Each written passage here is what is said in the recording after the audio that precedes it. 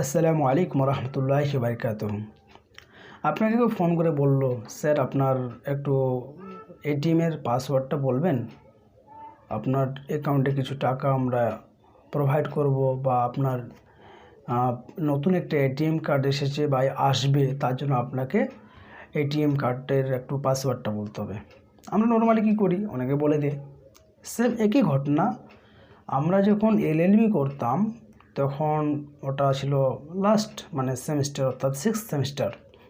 সেই সময় আমাদের বন্ধু এবং আমি, আমার বন্ধু ছিল একজন এবং আমরা একটা টোটোতে করে যাচ্ছিলাম একটা লিগ্যাল এইড অ্যাওয়ারনেস ক্যাম্পে। তো আমার বন্ধুকে ফোন করলো, তখন কিন্তু আমরা অলরেডি লয়ের স্টুডেন্টস, আমরা আইনের তখন ছাত্র।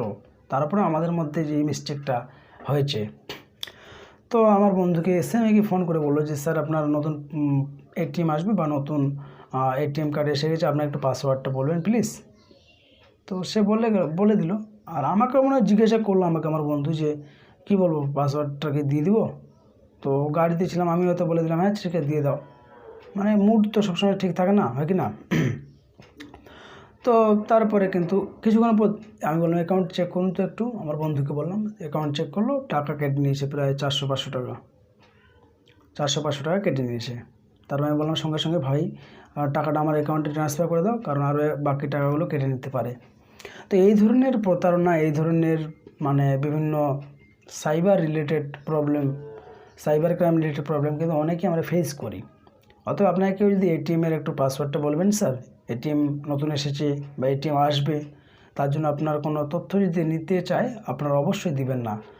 আপনার ডাইরেক্টলি গিয়ে আপনার যেখানে ব্যাঙ্ক অ্যাকাউন্ট নাম করেছেন, ব্যাঙ্ক অ্যাকাউন্ট যেখানে করেছেন, ওপেন করেছেন, সেখানে গিয়ে আপনি ডাইরেক্টলি পাসওয়ার্ড আপনি দিবেন, বা ব্যাংকের যারা কর্মকর্তা রয়েছে তাদের সঙ্গে যোগাযোগ করবেন।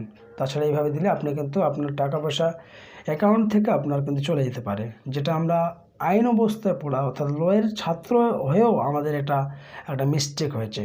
অতএব সকলেই সাবধান থাকবেন, সতর্ক থাকবেন, যাতে করে কোনো রকমের প্রতারণা, সাইবার ক্রাইম রিলেটেড কোনো সমস্যায় যেন আপনারা না পড়েন, এবং আপনাদের অর্থ সম্পদ গচ্ছিত থাকে, এটা আপনারা সকলেই চেষ্টা করবেন। আসসালামু আলাইকুম।